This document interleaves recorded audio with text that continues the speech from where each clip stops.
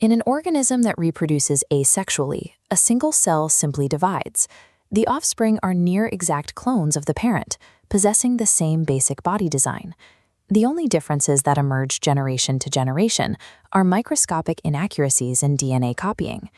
Sexual reproduction introduces a massive variation multiplier into this equation. Offspring inherit a common structural blueprint from the previous generation, but they combine maternal and paternal DNA to generate completely unique, individualized traits. No two individuals in the population are exactly identical. We have to ask how this microscopic transfer of DNA inside a single cell scales up to dictate whether an entire species survives in a rapidly changing environment. By mapping how genetic information is inherited, we can uncover the strict mathematical laws governing this data transfer and see exactly how this engine drives macroevolution. Evolution is a rigid, mechanical process of information transfer running continuously over deep time. To find the physical mechanism controlling heredity, we zoom in past the organism, through the cell membrane and into the nucleus. Here we find the gene. A gene is a highly specific segment of cellular DNA that acts as an information source. It codes for the production of a particular protein, and those proteins physically build the traits we see. Sexually reproducing organisms operate on a rule of pairs. They carry 2 copies of every gene, known as alleles, inheriting one specific version from the maternal line and one from the paternal line.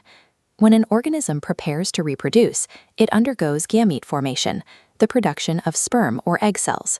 To maintain the stability of the species' DNA, this paired genetic database must be divided. The chromosome pairs physically split. Only one single allele for every trait is packaged into an individual gamete. This precise halving, followed by the recombining of data packets during fertilization, is the physical architecture that makes biological diversity possible. Long before biologists could look inside the nucleus, a 19th-century Austrian monk named Gregor Mendel deciphered the mathematical code governing these information packets. This diagram outlines Mendel's baseline experiment. He took a purebred tall pea plant and crossed it with a purebred short pea plant. In the resulting offspring, the F1 generation, there were no medium-height plants. Every single offspring was entirely tall. This established the law of dominance.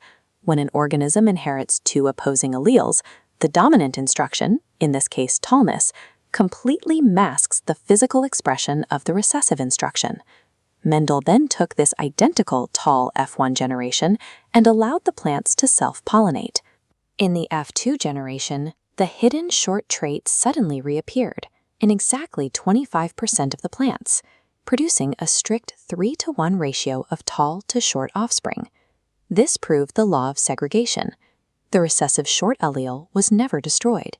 It remained distinct and segregated cleanly during gamete formation, only expressing itself when an offspring inherited 2 copies of the recessive trait. Mendel escalated the complexity with a dihybrid cross, tracking 2 completely different characteristics simultaneously, like crossing a plant with round green seeds and one with wrinkled yellow seeds.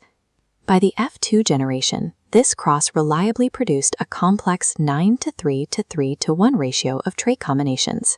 This yielded the law of independent assortment. The inheritance of one specific trait, like seed shape, has absolutely no influence on the inheritance of a different trait, like seed color. Heredity is a highly predictable mathematical system of discrete information packets, immune to the random blending of parental traits. These same probability laws govern human biology, dictating traits as fundamental as biological sex. The human genetic blueprint consists of 23 pairs of chromosomes. 22 of these are standard autosomes, and exactly 1 pair is dedicated to sex chromosomes. This chart maps how sex is determined. Because a female has 2 X chromosomes, every ovum carries an X. Males are XY, producing a 50-50 split. Half the sperm carry an X chromosome and half carry a Y. When an X-carrying sperm fuses with the ovum, the resulting XX zygote develops into a female. When a Y-carrying sperm fuses with the ovum, the XY zygote develops into a male. Because the maternal contribution is a constant, human sex determination is a probability equation dictated by which paternal gamete achieves fertilization. The same statistical mechanics that dictate the height of Mendel's pea plants determine the biological sex of every child born. When we pull back from a single family tree and look at a massive population, we see how this math interacts with the physical world. There is a strict boundary here. The environment only edits inherited genetic traits. Acquired traits developed during an organism's lifetime, like muscle loss or an amputated limb, are not written into germ cell DNA. They die with the individual. If we introduce a severe environmental stressor to a population, such as a lethal temperature spike hitting a colony of bacteria, the environment forces a selection. The bacteria possessing a pre-existing genetic variation for heat resistance survive the event.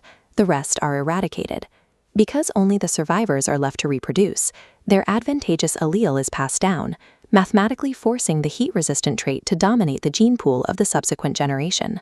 In smaller populations, natural selection isn't the only editor. Pure statistical randomness can cause a gene variant to completely vanish regardless of survival fitness, a phenomenon known as genetic drift. Evolution is the continuous, real-time environmental editing of the genetic variations generated by reproduction. Over deep time, this editing process yields speciation. If a population is geographically isolated by a mountain range or a river, the separated groups face different environmental selection pressures. Different advantageous traits are selected in each environment.